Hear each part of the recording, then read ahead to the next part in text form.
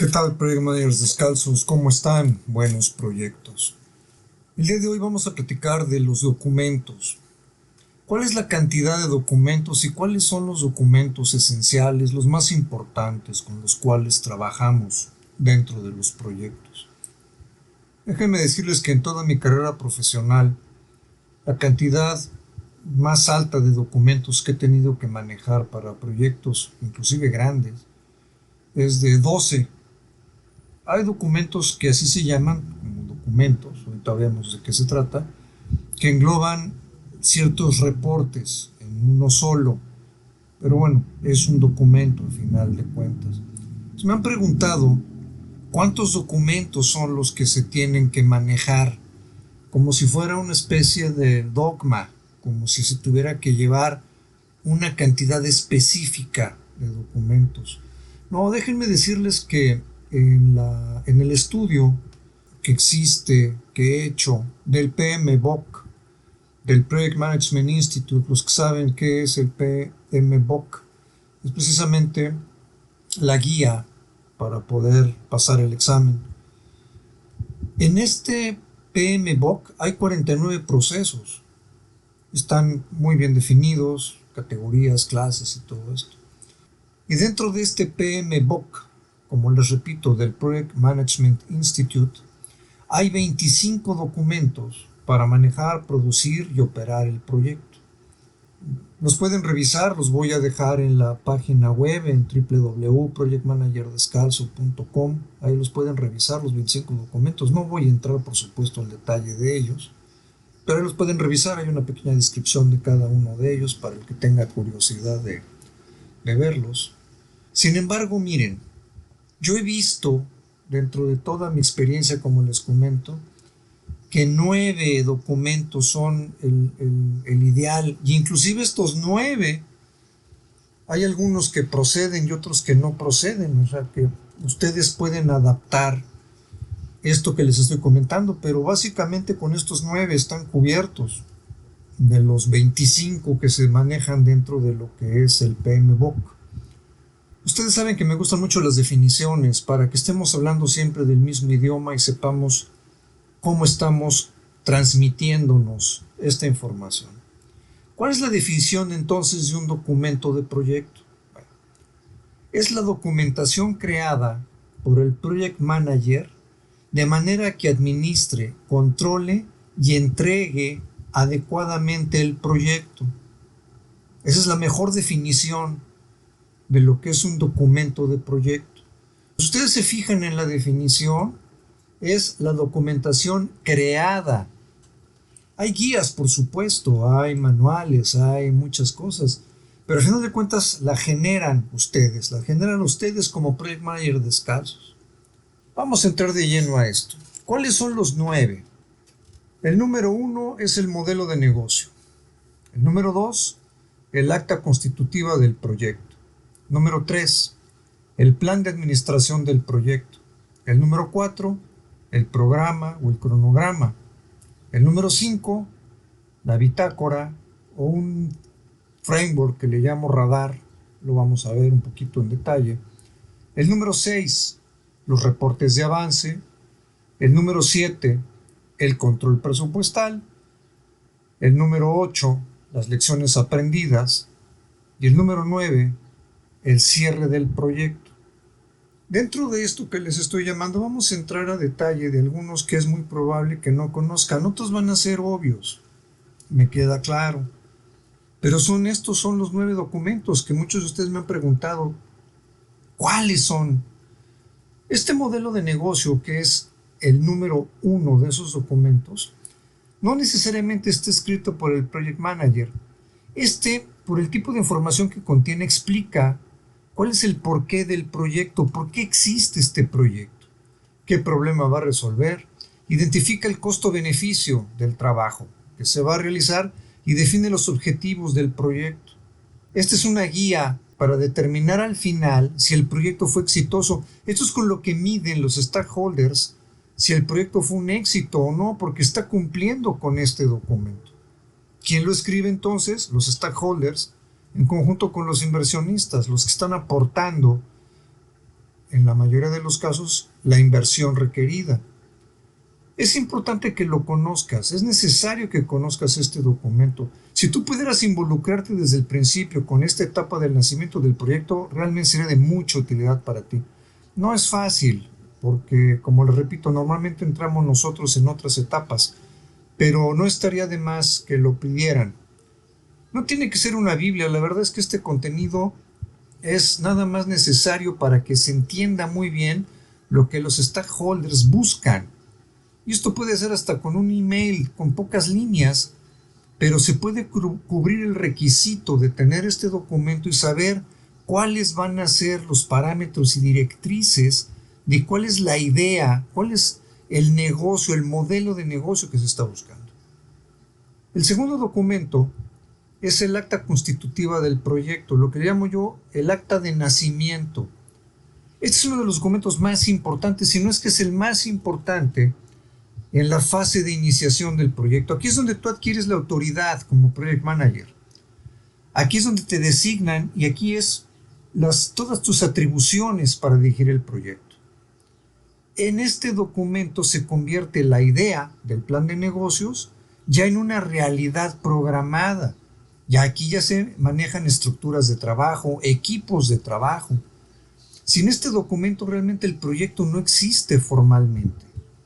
Este se tiene que, y debería de ser, autorizado y aprobado antes de arrancar cualquier actividad dentro del proyecto. Por supuesto tiene que ser claro y conciso, no necesita ser muy muy largo.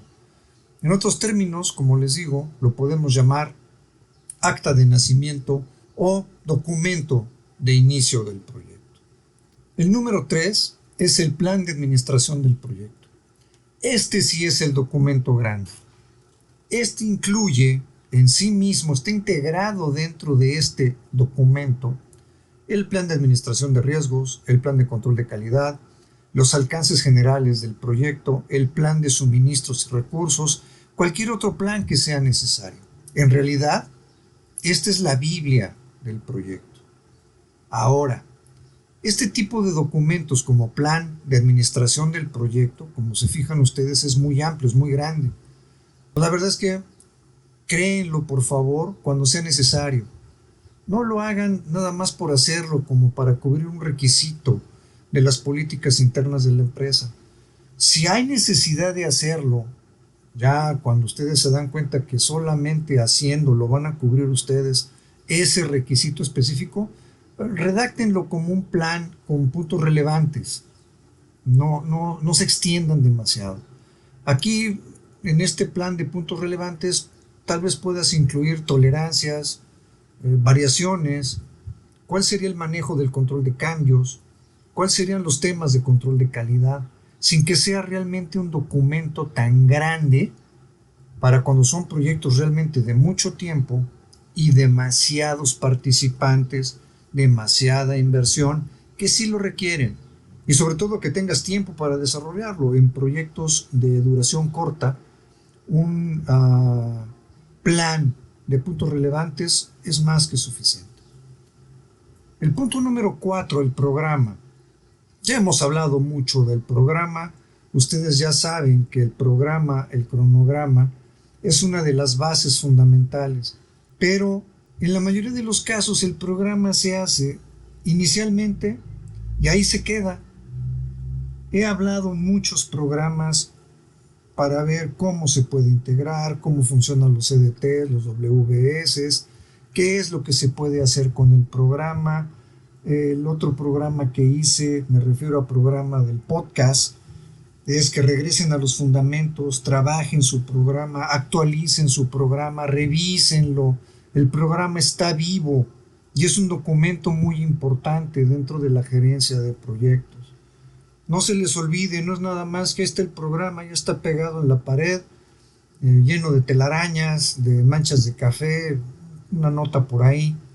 El programa está vivo, tómenlo muy en cuenta, ese es fundamental. El número 5, la bitácora. Créanme que ha sido un verdadero dolor de cabeza presentarme en los proyectos y pedirles a ustedes, project managers descalzos, que por favor me presten la bitácora para poder revisar las notas, cuáles han sido los acuerdos, qué es lo que ha estado firmado y autorizado, qué es lo oficial, transmitido y comunicado dentro del proyecto, y la bitácora no existe. Como les he platicado en otros programas y he platicado directamente con ustedes en las sesiones que tengo en el coaching program, aunque no exista como tal una bitácora, ya la conocen ustedes, la libreta esta color azul o negra, como sea, con papel calca o autocopiante, en donde se hace oficialmente una apertura y demás, que así es como debería de ser, déjenme decirles, porque legalmente si existe en el contrato, eso es lo que tiene que pasar. Pero si no está, ustedes hagan la bitácora, por favor, en un cuaderno, saquen todas sus notas, hagan que se firmen esas notas. Es muy importante, este es un documento muy importante para negociaciones, para cierres, para autorizaciones. Ténganlo en cuenta.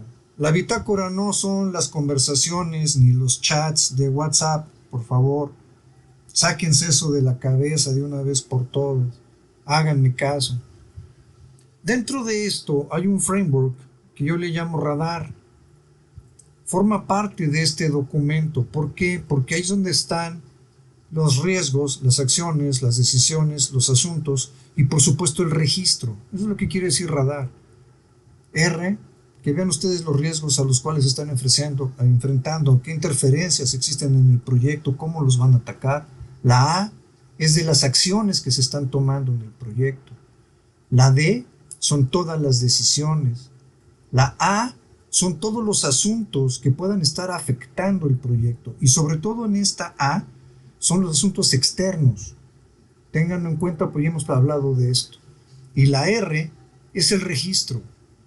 Registren todo lo que es importante, todo lo que está pasando en el proyecto que sea relevante, tiene que quedar registrado. El punto número 6 es un estándar, son los reportes de avances. Cada uno de las empresas o de los stakeholders o del proyecto imposible tiene hasta sus formatos.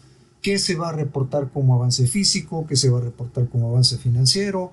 Aquí a lo mejor se tienen que presentar algunos datos relacionados con KPIs, por ejemplo, si están adelantados, si están atrasados, etcétera, reportes fotográficos, no sé, esto forma parte a lo mejor hasta las estimaciones, pero este es el documento de reporte de avances. Este número 6 es estándar en todos los proyectos.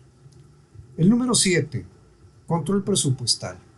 En este control presupuestal es el resumen de todo lo que está pasando a nivel financiero dentro del proyecto. Aquí es donde se pueden dar ustedes cuenta anticipos, pagos, avances, resumen de estimaciones, cómo van contra el tiempo precisamente, cuántas órdenes de cambio ha habido que han afectado el presupuesto, hay aditivas, hay deductivas, también hay cantidades que se quedan guardadas dentro de estos controles presupuestales por si algo llegara a pasar en el proyecto que se tendrán que recuperar después y aparecen dentro de este control presupuestal. Algunas retenciones adicionales que se tengan que hacer por contrato. El control presupuestal es muy importante para poder saber la radiografía y la fotografía financiera del proyecto y normalmente corresponde a cada vez que hay una estimación o una orden de cambio. El documento número 8 es muy importante, sobre todo para la parte interna, para la parte en donde ustedes están trabajando para una empresa, pero también para los stakeholders, ciertas partes de este documento, y son las lecciones aprendidas. Cuando pido este documento y se lo pido a los project managers, lo ven realmente como una tarea muy aburrida. No quieren estar poniendo otra vez todo un recuento de lo que pasó. Yo lo que les digo es que tomen su bitácora, si no existe, sus notas. Yo les pido que tomen 3 notas diarias, nada más 3 notitas de qué fue lo más relevante que pasó en el proyecto. Pero véanlo de la otra manera. Les voy a decir cómo se lo pido yo a mis subordinados, a mis residentes, a mis project managers que están trabajando dentro del proyecto. Estas lecciones aprendidas, pónganlo ustedes como luciéndose en el proyecto. Estas lecciones aprendidas son qué problemas surgieron en el proyecto y cómo lo resolvieron ustedes. Párense el cuello, presuman sus capacidades para resolver problemas, para que la siguiente parte, el siguiente proyecto, la siguiente tarea que tenga la empresa, se puedan referir a ustedes como los solucionadores y entonces la curva de aprendizaje sea menor. Van a ayudar mucho a todas las empresas con esto. Por supuesto, el número 9, el último, son los documentos de cierre. Este número 9 yo lo divido en cierre interno y cierre externo. Ya he hablado con ustedes de muchas veces de estos temas, como les repito, en el coaching program, pero básicamente lo vamos a centrar en estas dos partes. El cierre interno es todos los documentos que por parte de la empresa para la que ustedes están prestando su servicio les solicita a ustedes. Y ahí pueden estar los controles de almacén, los regresos de las herramientas, los regresos, por ejemplo, de los servicios sanitarios, el retorno de andamios, no sé, una serie de cosas que están dentro de la empresa, como parte de la empresa, que se necesitan regresar. Muchas veces inclusive hasta maquinaria pesada que forman parte de la empresa, se tiene que saber en qué condiciones entró y en qué condiciones salió.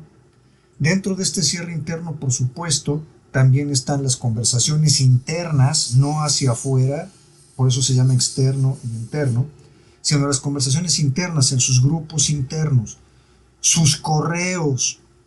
Hay otra parte dentro de los capítulos que he platicado en el podcast de los correos electrónicos importantes del proyecto, que los pasen a PDFs para que ya queden dentro de esta entrega. Otro de los aspectos que quedan muy claros en la entrega interna es cualquier documento adicional que tenga que formar parte de las necesidades propias de la empresa. Revisen muy bien lo que su empresa les va a pedir cuando cierren el proyecto, pero desde el principio, para que los vayan acumulando y no sea una tarea de 4 meses después de que terminaron el proyecto. En la entrega externa, que yo le llamo así porque es desde su posición hacia los stakeholders, hacia los clientes, hacia los usuarios finales, donde está todo lo que el contrato les pide para que cierren, para que puedan cerrar administrativamente el proyecto. Estos documentos que integran el documento de cierre están bien especificados dentro de los alcances de su contrato. Revísenlo. Para mí estos son los 9 documentos que son esenciales para un correcto y adecuado control, administración y ejecución del proyecto. Como vieron, a lo mejor, y es probable, que no usen los 9 inclusive. Estos 9 que les acabo de decir, a lo mejor no los necesitan ustedes. Pero sí vean, cuando menos de estos 9, cuáles son los que sí les van a hacer mucha falta a ustedes, para que se paren el cuello al final, entreguen un proyecto, lo entreguen completo, lo entreguen exitoso, haya sido muy bien administrado por ustedes.